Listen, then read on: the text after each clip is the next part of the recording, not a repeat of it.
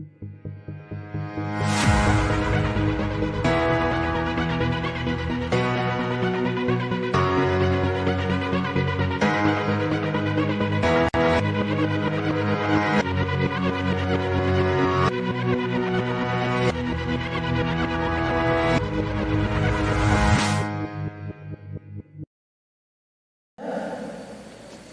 et messieurs les membres du présidium, en l'occurrence le parrain,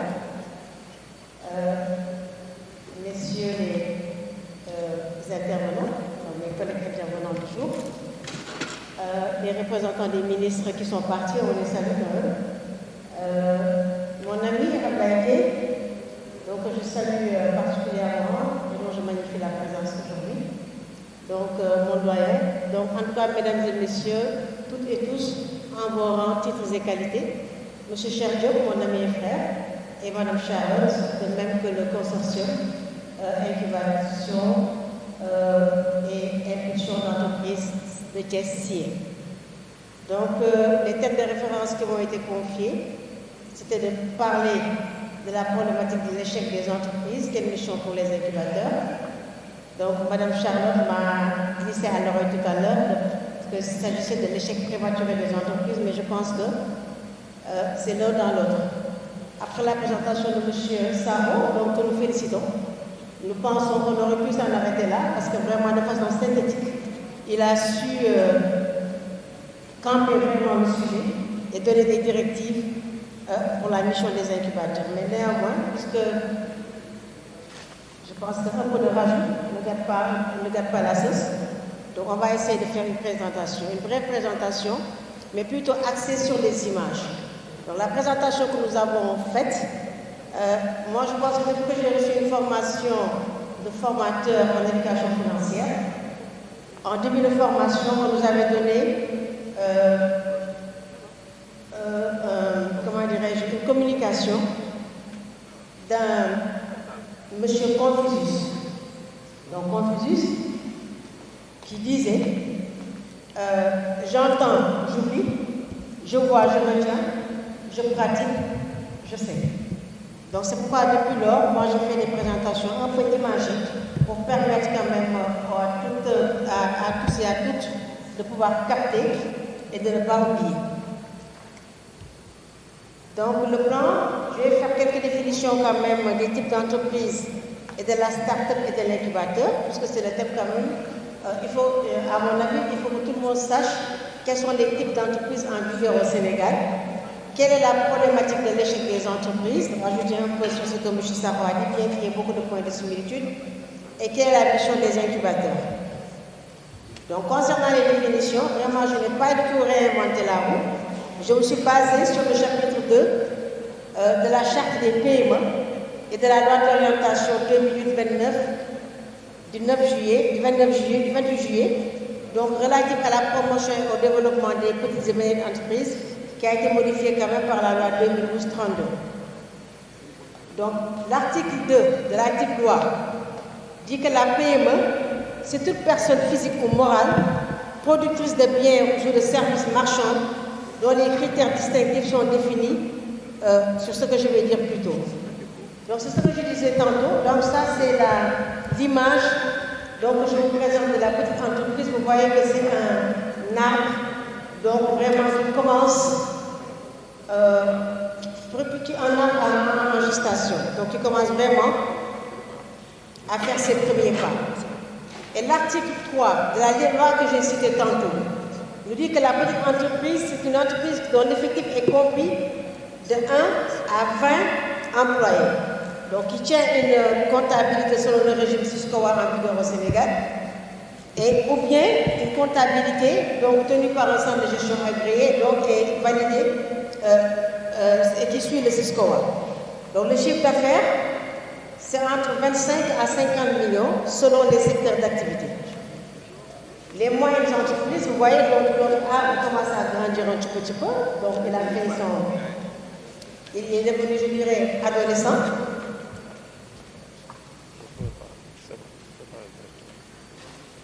C'est bon là? Ah d'accord, il y a le micro, d'accord. Voilà, merci beaucoup. Donc la moyenne entreprise, donc je disais que c'est l'arbre qui est devenu adolescent. Et l'effectif est compris, l'effectif est inférieur à 250 employés. Donc son chiffre d'affaires, je préfère le micro, merci.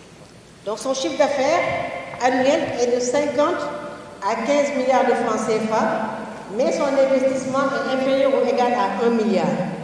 Donc ça, c'est la définition de la moyenne entreprise dans la charte des PME. Et la grande entreprise, vous voyez donc notre arbre a grandi et arrivé au 3e niveau. Donc cette grande entreprise a un effectif qui est supérieur à 250 employés, comptabilité SISCOA, chiffre d'affaires hors taxe inférieur à 15 milliards, et l'investissement net inférieur à 1 milliard. Donc, on en vient à la start-up. La start-up, M. Sarko l'a définie, donc c'est l'entreprise qui vient d'être lancée par ses dirigeants et actionnaires. Donc c'est une entreprise qui vient juste de naître et qui a l'objectif d'imposer un produit ou un service innovant. C'est l'innovation, donc sur un marché donné et dans un contexte vraiment de grandes incertitudes. Donc les deux photos que vous voyez là, il y a 2 ou 3 ans, on a fait un voyage benchmark en Allemagne sur les startups. Donc l'image que vous voyez ici sur votre gauche, c'est le démarrage de start-up en Allemagne. Et l'image que vous voyez sur votre droite, c'est le démarrage de start-up au niveau de la Chambre de commerce de Thiès, de plusieurs start-up au niveau de la Chambre de commerce de Thiès. Donc pour vous dire que les jeunes quand même innovent et osent.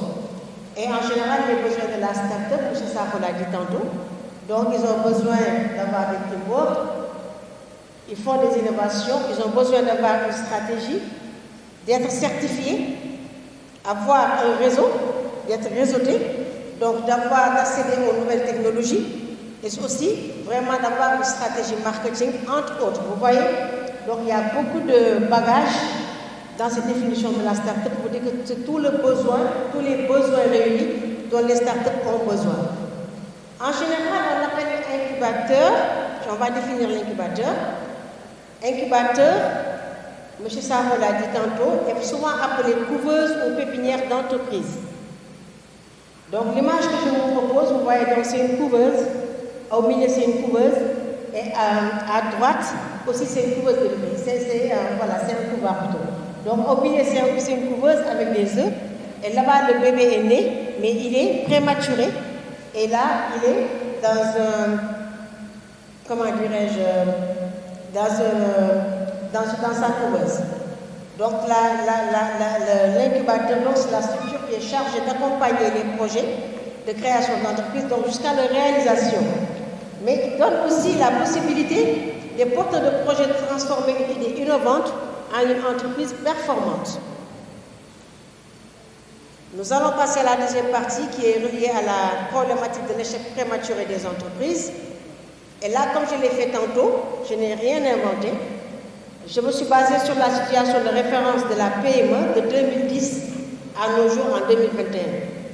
Et vous voyez à gauche, il y a une flèche rouge qui descend pour montrer que vraiment c'est négatif, parce qu'on va parler du taux de mortalité précoce des entreprises, qui est de plus ou moins 60% durant la première année de création. M. Sarko l'a dit, donc ils naissent, ils meurent, d'autres naissent, d'autres meurent. Il y a aussi la prédominance du secteur informel et l'insuffisance de professionnalisme.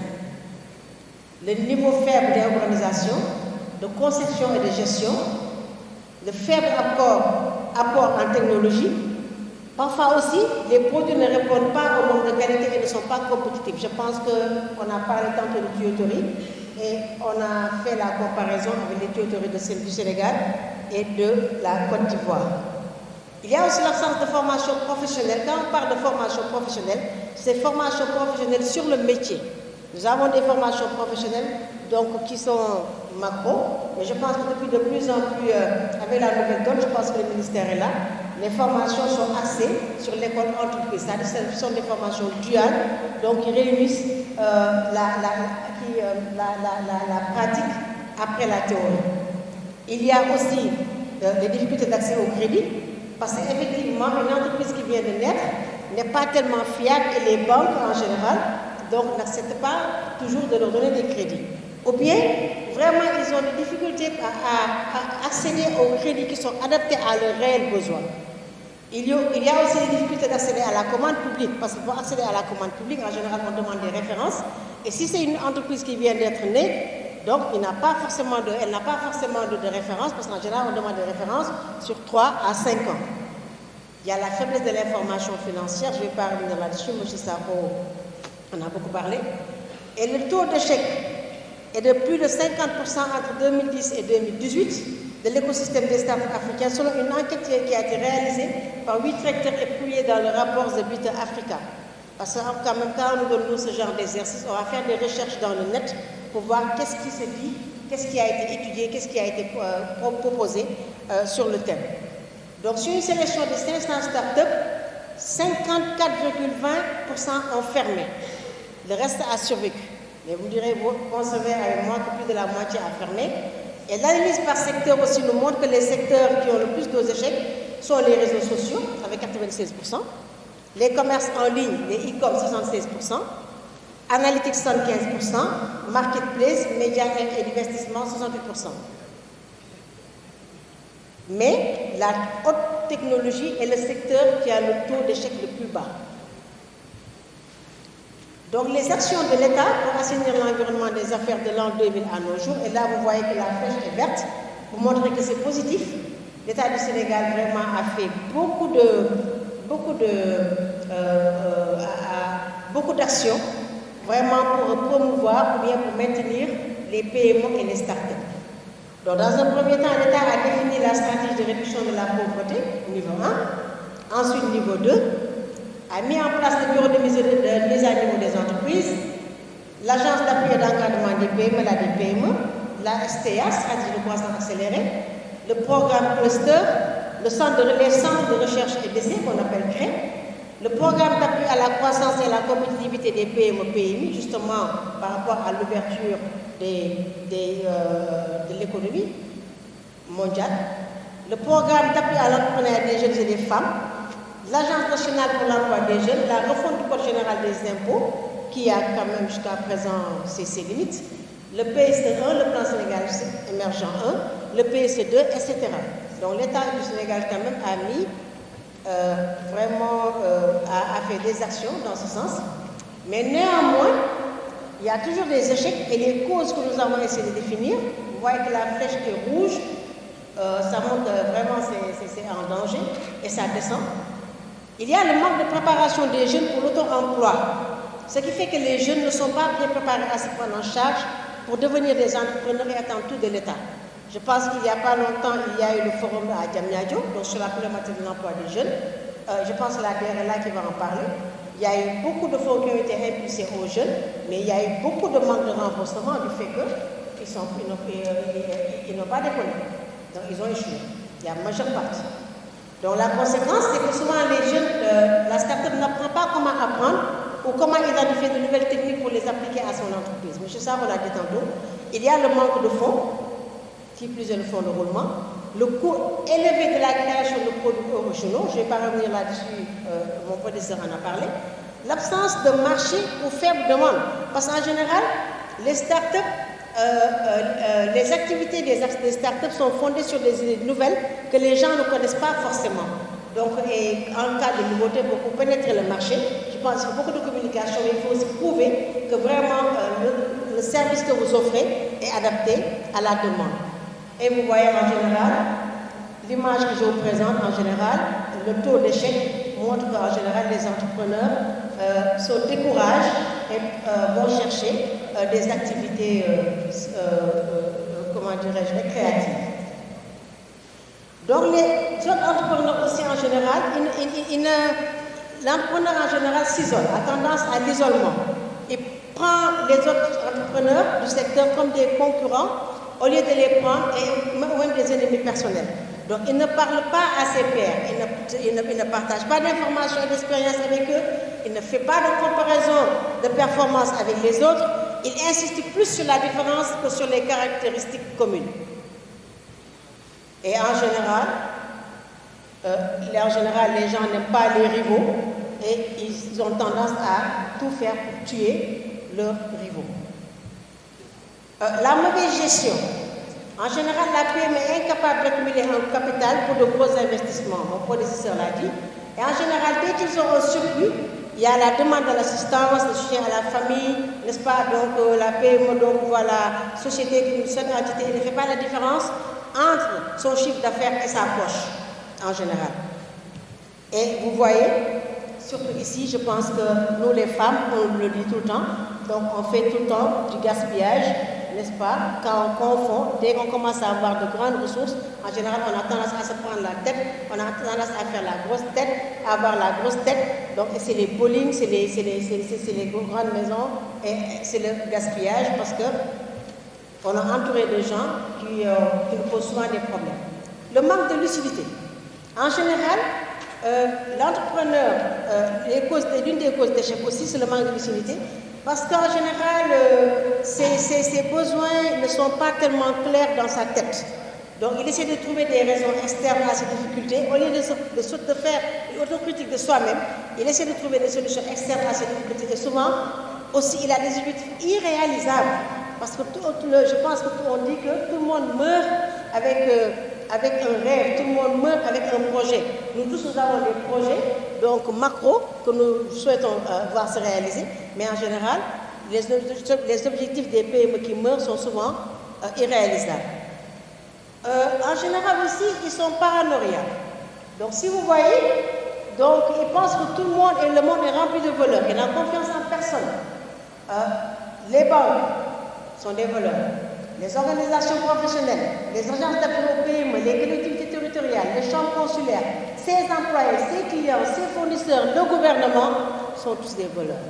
Et quand on prend tout le monde comme un voleur, on a tendance vraiment à se replier sur soi-même.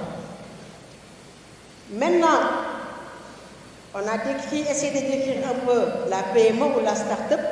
Donc, si vous pensez que cette définition est correcte, donc j'ai 3 questions clés. Comment atteindre cet entrepreneur? Comment gagner sa confiance? Comment favoriser les processus d'apprentissage et les changements?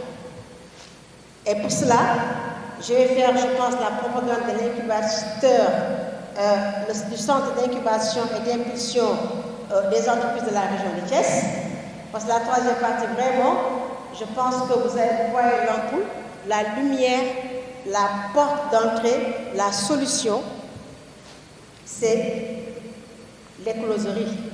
Donc le siècle est considéré comme l'écloserie d'incubateurs d'entreprise parce que